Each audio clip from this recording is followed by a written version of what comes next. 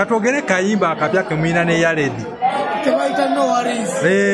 yagala gwe mundange muliro nsonsomola kuba kaita no worries kali mukutambula kayimba kalungi naye wakasuka lugga baita basobola kuwona anangera mbagamba kupeke love kula mane aswane yale bajja kuchiwulira salute akayimba tekatambudde bubi nga bomaye ebintu bya Dayers kabikoma mukuba ebintu bya Dayers bitambula ajala buyondo yataka akayimba enyumye naye lwaki gwe tolabise leero ku stage ayagala kulama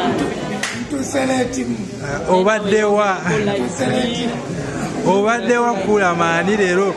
tunnyonnyole obadde ludda wa leero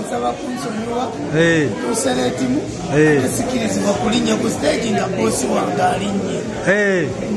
nzise nengenza otuuka nga bosi wange yakayimba ennyimba 3 ate mu protoko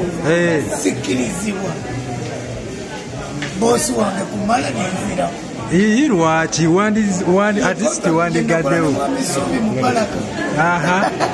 yaŋŋamba osanga nga David alinnye era wosangira ano ndi mu kunoonya amafuta n'agafuna